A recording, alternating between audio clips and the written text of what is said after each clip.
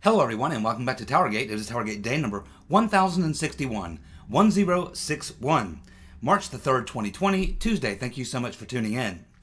Okay, yesterday's video was also a late upload, so I got up to go to work and the video was only like 48% uploaded, so I am not sure what is going on exactly. Tomorrow morning, of course, when I leave, I'll check and make sure that where the video is. Should be uploaded. I'm thinking it's just something, I don't know what it could be. But anyway, tomorrow morning, if there's a problem with the upload, then I'm just going to have to modify my upload strategy and maybe upload much earlier than I normally do until I figure out why these uploads are dragging. So anyway, yes, I'm well aware of the fact that the upload was late. And so we'll try to deal with that any way that I have to make sure that that video is uploaded by 8 o'clock in the morning for you all. Yesterday, I said that that the right-wing populists in Slovakia were having a big win, and that continues to be the case. And but I mistakenly said that that was Melania's home country. She's actually from Slovenia.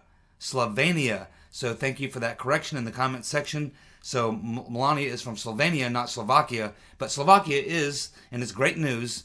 As we're seeing the trend continues, the sort of populism from the right is continuing to grow, and this is the important part of the story, really, is that we are not seeing any decline in this ascension of right-wing populism. It is continuing, and it's now happening in Slovakia. I expect that this is going to continue all throughout. I think it's going to be Eastern Europe, and it's going to spread west. Of course, we'll have to keep watching. But this is something I've been watching for quite some time, a very long time actually. And so this looks like the way things are going, but we're also seeing it in the Mediterranean and Italy. We see it in South America with Brazil. And of course we have the UK having left the European Union. So it looks like to me that the whole EU project is cracking up. It's just cracking up, and it's just a matter of time. Maybe that explains why they want an EU army to put down the right-wing populist movement that they know is coming and will sweep them away.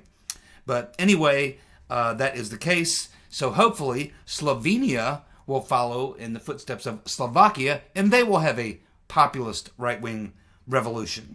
That would be wonderful. Now, let's get on to the news of the day. Well, yesterday's biggest news, I think, and there was some pretty big news yesterday, but the biggest news, I think, came out of Judicial Watch. So this judge that Judicial Watch seems to get fortunate enough to be with on a lot of the cases they do, this Judge Lamberth seems like a really good judge, and he is fed up with the Right Reverend Clinton and the DOJ protecting her. And he issued a ruling yesterday which is going to turn out to be it's going to be a big deal. There are going to be things now. There was never really an investigation into the Right Reverend Clinton, her email server, Benghazi. The hearings were, it's like they never closed the deal in the hearings. They had the Right Reverend Clinton on the hook. There were questions that should have been asked that they did not ask. I consider the Benghazi hearings a cover-up, as far as I'm concerned. Questions that should have been asked that were not asked. Now, Rand Paul asked a couple of good questions, but he let the Right Reverend wiggle off the hook. So, anyway, the judge has ruled, a federal judge has ruled, Judge Lamberth, he has granted Judicial Watch significant new discovery on the rotten Reverend Clinton herself. And this will be in relation to her emails, Benghazi, and a couple of other issues as well. And this means that the rotten Reverend Clinton herself must sit for deposition. Not she's going to send in all of her attorneys. Of course there will be attorneys there from the DOJ, from the right Reverend Clinton, but she will be the one asked questions in the deposition that she must answer. And this would include follow-up questions. And the judge has even said in the court, he is fed up with the I can't remember, I can't recall, I don't know. He's not putting up with it anymore from the right Reverend Clinton, especially because Judicial Watch has documents which they can use to knock down the I don't know, I can't remember, or whatever. They'll be refreshing her memory with documents, and she will have to answer the follow-up questions. So they have good lawyers there at Judicial Watch. They do a lot of in-court activity, you might say. They're very seasoned at this sort of thing. And you can bet that the Right Reverend Clinton is sweating this right now. There's a reason that they've been fighting to keep her from having to answer these questions for so long. There's a reason, and we're about to find out what that is in the not-too-distant future. In fact, I think that this has to happen within, 75 days or something, like 2.5 months. So what the Right Reverend Clinton would normally do is use her lawyers to file appeals and push things off and push things off. But the judge has issued a ruling which will curtail that so that she has to sit down and answer questions in about 2.5 months. She cannot push this thing back. So it looks like this judge is finally going to tighten the noose on the Right Reverend Clinton, and maybe we'll get some answers from the demon herself for once and for all. Now, there will be questions that Judicial Watch is going to get into about her mishandling of classified information. They'll be discussing the destruction of records. They'll be discussing obstruction of justice, not on just the part of the Right Reverend Clinton's lawyers who destroyed evidence that was under subpoena, but also the Department of Justice themselves, which the judge right there in the court has admonished them on multiple occasions, because the DOJ, the judge found out about 2 or 3 years into this case that the Department of Justice had 12, I forget how he described it, 12 boxes of files and data that they were holding, that they were hiding, that pertained to the Right Reverend Clinton, her emails, and Benghazi.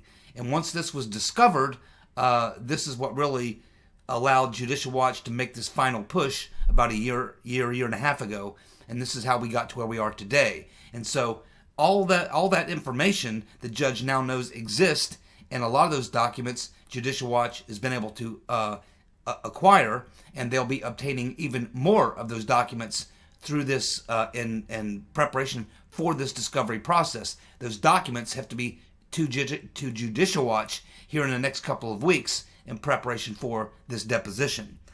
So this is also going to go right at the heart of the FOIA violations. I mean, the Right Reverend Clinton violated FOIA. When you're a member of the government, your emails belong to the people. You need to be able to subpoena them and look at them. But by doing her business on this private server, doing State Department business, and we know that she did, she was violating FOIA. And so there'll be various questions about who made those decisions. And Cheryl Mills is also going to be deposed as well. So Cheryl Mills and the Right Reverend Clinton both are going to be in hot water, and that's definitely one thing they do not want to talk about, because that leads you into a lot of other questions that they definitely don't want to answer about the Right Reverend Clinton's emails and what those 33,000 emails were really talking about. And we all know it wasn't yoga. There was also another issues with campaign contributions to the Right Reverend Clinton in exchange for government business. And basically, here's what happened. So the Department of Commerce, a lot of times, will get a plane load of executives, and they will fly them. And you see all presidents do this. Trump has done it. Many presidents do it. The Department of Commerce usually is the one in charge. They invite a bunch of, big-time CEOs, a couple hundred, major business leaders in the country when they go on these foreign junkets to foreign countries. And the purpose is to drum up business. And this is always done by all administrations.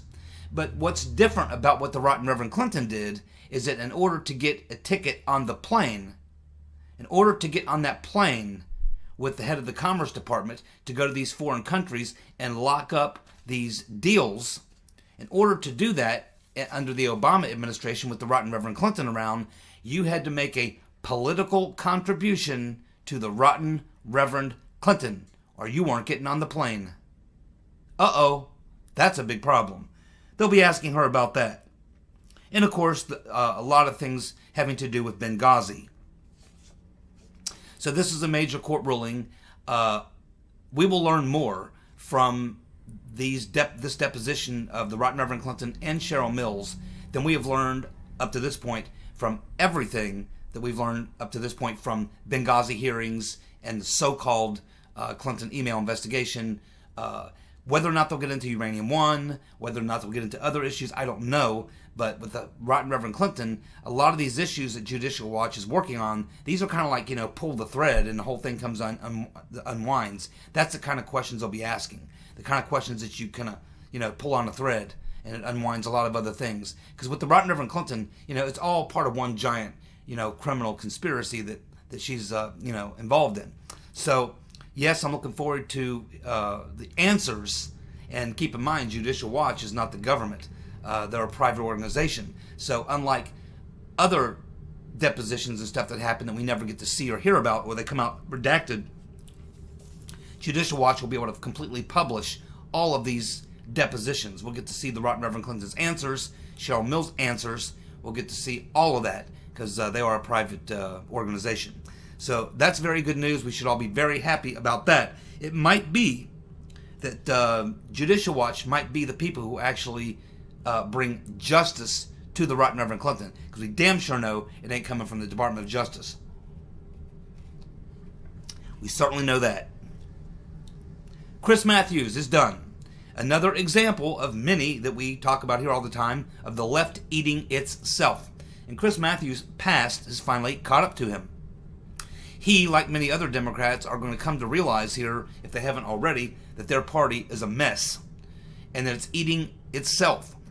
You cannot exist within the Democratic Party because there are so many different divisive issues that they create to divide. Now, what they're thinking was, I don't know, maybe at the beginning was to divide Republicans or something, but Republicans don't buy into the garbage. The only people that buy into the garbage are them themselves, right? So, are Democrats themselves. So, they're the only ones that really buy into all this identity politics and all this shaming and all this sort of thing. But now it's boomeranged back on them, and we've been seeing it it's been going on for several years now. It's just, they're turning on each other, they're eating themselves, and this is what has happened to Chris Matthews. Now, obviously, he's had a history of making comments about women there at MSNBC, and now there's been another of many, many, many accusations of sexual harassment or something to that nature against Chris Matthews. This on top of his most recent inflammatory comments about comparing Bernie Sanders' campaign to the Nazis invading, I forget, it wasn't Italy, I guess, or France. France. So anyway, it's finally caught up to Chris Matthews. Now, he's a big mouth, and he's not going to shut up. He's not going to go away. He's not going to be on MSNBC, but he's not going to go away. You can bet that Chris Matthews will find some sort of a format that he can get out and flap his jaws.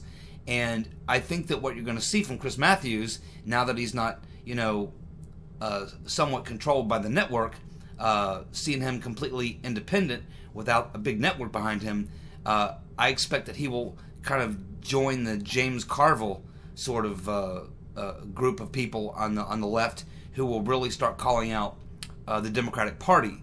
And I think that obviously they're focused on the election now and Bernie Sanders, but once they lose the election and all that, then they're going to go into meltdown mode over why they lost the election and what's wrong with the Democratic Party. And that's when people like Carville and Chris Matthews and others like them, that's when you're going to see them really take off the gloves, come unhinged, and start calling out their own people. And this is when it's all going to implode on the Democrats. We're seeing them turn on each other, infighting, and all that stuff right now. They're trying to find a unity message. It's not there. But reality is not going to set in until they lose to Trump again in 2020 and probably get smoked in congressional races as well.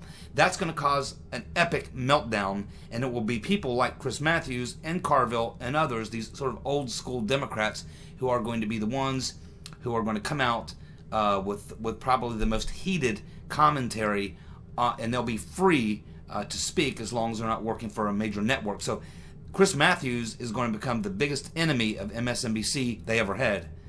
You can bet on that, because he's probably not very happy about it. But anyway, that's what's going on with Chris Matthews. Now, another important thing that happened yesterday is that Ron Johnson has subpoenaed Andriy Telezinko. Now, that's very important because Telezinko, and he's actually going to be testifying in front of the Homeland Security Committee, which Johnson heads. Now, Telezinko is the guy who worked at the Ukraine embassy in 2016. He was the guy that Chalupa approached to ask him to help with getting dirt on Paul Manafort and the Trump campaign. Chalupa, of course, was working for the DNC at that time. And I'll be interested to find out when these hearings happen if Ron Johnson asks about or if Telezinko volunteers what we learned here a long time ago, which is that in addition to what the DNC was doing, working with the Ukraine embassy in Washington, additionally, the FBI had set up a little satellite office, and they were involved in the mix between the DNC, Chalupa, Ukrainian officials. And that was Comey who set that up. So it'll be interesting to find out if that comes out in these hearings, because I've never heard anyone else talk about it, in Congress. I've never heard Nunes or any of these other people, Jordan or any of them, talk about it. I don't know if they're even aware of it. But Jeff Carlson broke that story a long time ago. It's in my timeline. So anyway, this is important because Andriy Telezinko is not an anti-Trumper. He is not on the other team. I wouldn't say he's a pro-Trump supporter or that he's on our team per se, but he's been interviewed before. Giuliani interviewed him. He's been interviewed by the Daily Caller has interviewed him. So I've seen him do a couple interviews, and he's not a biased person either way, but he's honest. He will tell you what was going down, the stuff and the shenanigans that were going down at that embassy in 2016. He will tell the truth about that. What his political leanings are, I don't know. He's a European socialist, I would assume. Certainly to the left of Trump, I would think. But either way, I think that a lot of things are going to come out in these hearings, which will open up a lot of other issues. And this is important because that narrative is still out there, the false narrative put out by the fake news that questioning anything that happened in Ukraine is a conspiracy theory and all this. And this is not just to do with Joe Biden, because this specific issue is not to do with Joe Biden or Burisma. This is about what the Democrats were doing with corrupt Ukrainians and using official embassy people to do it. That is the important thing here. These were official people, embassy people at the Ukraine embassy in D.C. And the rotten Reverend Clinton and the DNC were actually colluding with them, and that is not supposed to happen. A political party is not supposed to be working with embassy officials from a foreign government to go after another presidential campaign. And that's what's important here. And there are definitely campaign violations involved in this, and probably other laws as well. Whether or not Durham's going down this path, I think he almost has to. I don't think you can investigate Spygate and not have Ukraine on the map. So this, again, opens up multiple cans of worms, and I'll be very much looking forward to these hearings. Well, it looks like Evelyn Farkeness, remember Evelyn Farkeness, who outed the Obama administration on TV and basically told us all that the Obama administration was spying on or laying traps for the Trump administration. Right there. Of course, and they shut her up and you didn't see her again. So Evelyn Farkeness, we learn now, is running for Congress in New York.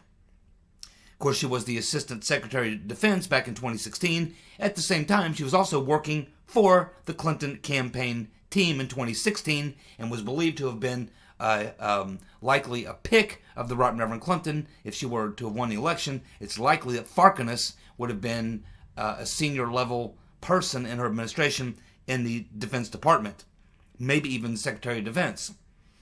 And of course, as I said, she's known for admitting that the Obama administration was spying on the Trump campaign, but she's got some problems. And the problems that she has is that she has got Burisma issues. Oh yes, cover-up type Burisma issues.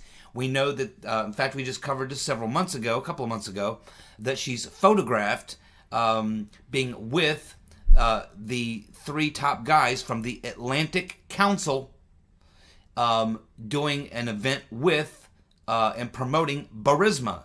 And we know that when she was in her official position, that she was doing things to try to cover up the corruption that was going on with Burisma.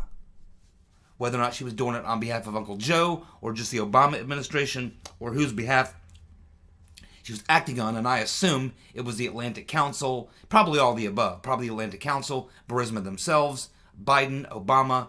She was involved in that, so hopefully whoever runs against her will have this opposition research, and they will talk a little bit about that, especially because Burisma is about to find its way back into the headline news. Well, it looks like Nick Sandmann's attorneys are announcing that they are going to go ahead and move on with suing 5 more media outlets after getting that big settlement with CNN. And this would include ABC and CBS. Well done.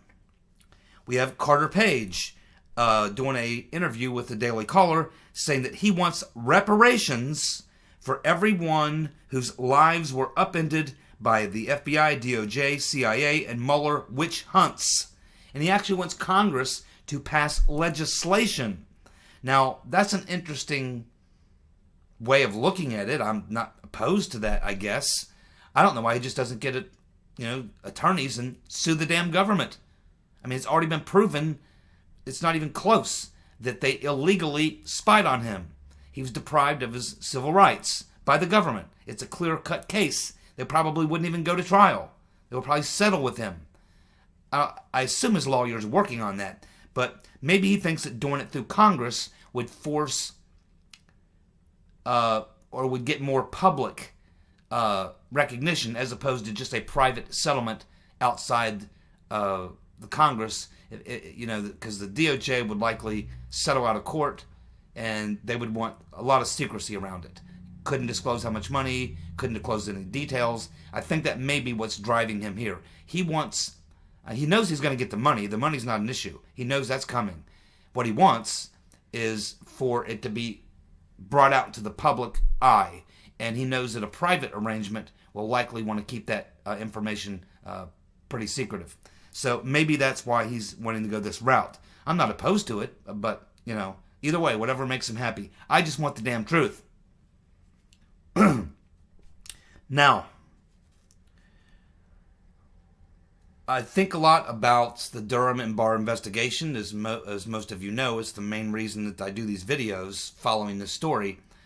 And I guess the thing that I get hung up on the most when I think about whether or not the truth will actually be revealed and whether the guilty will be held accountable, I always seem to come back to, well, if Barr and Durham actually follow through and go through with this, they're going to find themselves right in the Oval Office, Barack Obama himself. And that presents, a few sticky wickets for Barr and Durham. And a lot of these people, Comey, McCabe, Rice, Lynch, Powers, these people, Brennan, Clapper, their reason that they're probably so arrogant and not feeling that they're going to be prosecuted is because they know that if the pressure gets turned up on them, they can simply say, okay, well, I'll come clean, but if I come clean, I got to admit that the Obama administration knew everything. You're going to have to take down the president if you want to take down me, because if you take down me, I'm taking the president with me. And this is probably the reason for their arrogance, because they believe that one thing our government does not like to do is take down presidents. At least ways they try to take on Trump, but he's not their friend. But Obama, and it becomes like, well, that's national security. We can't follow through because of national security. It's the reason we couldn't get to the bottom of JFK, because you would have implicated LBJ. So they couldn't have that happen. So they had to let it off the hook, and LBJ knew that. That's why he knew. So this is, I think, one of the areas where we have an issue, and we know that Brennan and Clapper all these guys have already sent out those signals when they've been interviewed. They've already sent out those signals. Clapper practically giving Obama credit. Clapper on CNN going, oh yeah, well, we have to thank President Obama, because without President Obama, well, we never would have been. He's the one that told us to put together the ICA, which is what allowed us to do all this investigation. So you can see that they're out there sending the message, hey, we're going to talk, and we're going to drop you, Obama, under the bus. And that's a message to the DOJ as well. But let's not forget that in May of 2017, Mr. Potato Head John Brennan testified under oath, under sworn testimony. He told Congress, quote, everything I did was in consultation with the White House. Everything I did was in consultation with the White House. That was Brennan sending the message. If you take me down, you got to take down Obama too. And you guys don't take down former presidents.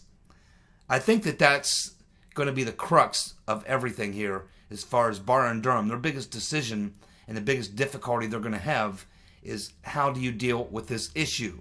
You try to take down these deep staters, they're going to issue the proposition of, or the lawyers are, the proposition of, yeah, well, my client's ready to talk. And he's going to talk about the fact that the Obama administration knew everything they were doing. Therefore, it was legal, because the president knew it. That is going to be the sticky wicket. You watch and see. Now, here's some more things to think about. Here's a question. Was Nellie Orr working for Mr. Potato Head and the CIA in their open source works department when she was working for Confusion GPS? Because it's interesting when you go back and look at her testimony. She was asked about working for open source works. OSW is how they refer to it in the CIA. They are private individuals who are subcontractors for the CIA. They have access to a lot of CIA data, including the NSA database, when working for the CIA.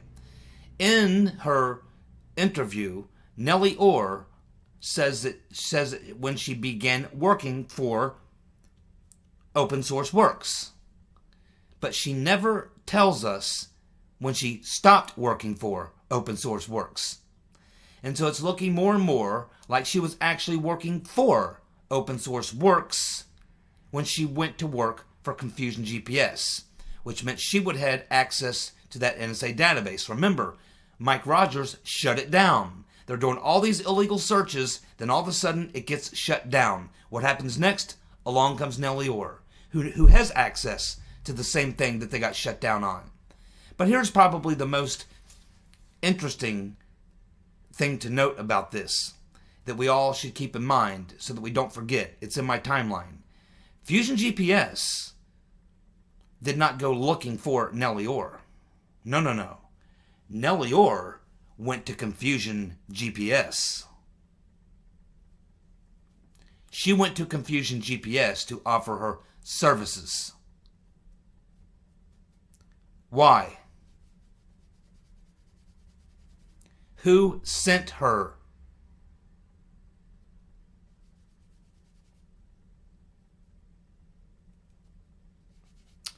Now, one other thing about this, and this is something I don't know if we ever talked about before, but when John Brennan left the government the first time, he set up a private company called TAC, the Analysis Corporation. And they were a private intelligence firm. And they have offices in a couple different places. I don't know if they're still there or gone, kaput or whatever. I don't know. But they were still around in 2016. And I'm wondering if some of these people that we're talking about may have been tasked through TAC. Like Peter's been stroking us. Mifsud. Nellie Orr. This was John Brennan's private intelligence firm that he owns while he was CIA director. And when you look at all the players and you look at how this was all done, it wasn't done by Brennan through official channels. And this has caused Durham to go all over the damn world to these foreign governments, and they're apparently telling him, well, these wasn't our guys. These weren't our spies. This wasn't our organization. That's what they're being told by Italy. That's what they're being told by the UK. Well, these guys came from somewhere. They were tasked from somewhere. And I'm starting to think that they were tasked through Brennan's private intelligence firm, TAC. I think we need to see the employee list of people who were working at TAC in 2015, 2016, and 2017. Something tells me a lot of familiar names will pop up in that list.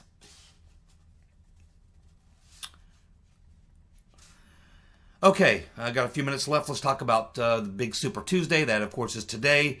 What is going to happen on Super Tuesday? Well, at the end of the evening, when all the votes are cast and we know how it all turned out, we're liable to learn one main thing.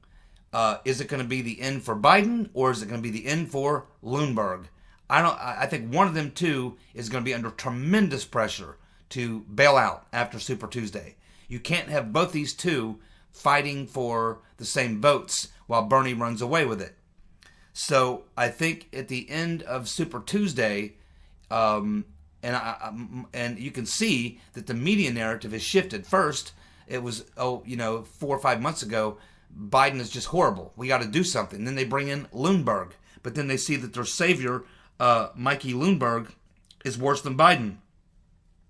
As bad as Biden is, they're figuring out that Lundberg is worse. So now they have to shift their focus back to Biden. And they have to stop Sanders in the meantime.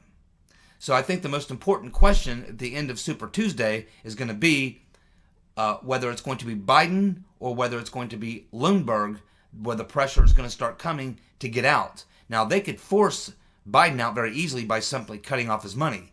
But that's not going to work on Lundberg. He's got his own money. And he's arrogant as hell. And I don't know if a phone call from Barack Obama and the Right Reverend Clinton and Tom Perez or anyone else, high-level Democrats, I don't know if that phone call from them will be enough. It will be so embarrassing to him if he has to bail. It will depend on how he does on Super Tuesday, and I don't think he's going to do very well. And this may play into Biden's favor. I mean, Biden is the only person who could really benefit from Bloomberg's bad day on Tuesday. But it could obviously flip the other way around as well. Either way you go, these two guys are horrible. And the only thing worse than those two is Commie Bernie. You don't want to be a Democrat right now. They're headed for some very, very difficult times. Of course, on the other candidates, we had Booty Fudge. He's out of the race, but he has not endorsed yet. Why not? He's waiting to find out how much money they're going to pay him. He's waiting for that dollar figure. Show me the money. Show me the money. As soon as they hit his price, he'll give that endorsement. What's it worth? Probably not much. Klobuchar, they obviously found her price because she's out, and she's, as I'm speaking to you now, she's at a Biden rally endorsing Biden. Now, it comes on the heels of a horribly embarrassing day for her yesterday, or the day before yesterday in this case. Her rally in her home state was taken over by Black Lives Matter. She couldn't even get out on the stage. Had to cancel her own event because they took over the stage. Not a single person in the Klobuchar camp had the stones to walk out on that stage, walk up to the podium, look at those people and say, hey, get off the stage. The candidate's coming out in 10 minutes to speak. Get off the stage. And if they don't, you call the cops. You throw them off the stage. Nope, it's not what they did. They canceled the event. Certainly she can't be president. She has no testicles whatsoever, other than the ones that may be in her salad.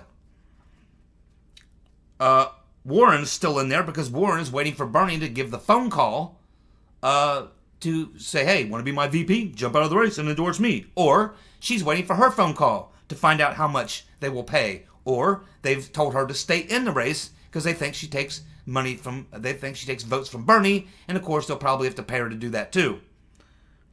Of course, we have Burisma Joe trying to cite from the Declaration of Independence, where he's at a rally and he says, well, we hold these truths to be self-evident. All men and women are created by the, well, you know, you know the thing. Yeah, he couldn't say the word creator because he knows it would trigger the whole room. Not allowed to use the word creator as a Democrat. And you'll never see a flag behind any Democrat candidate.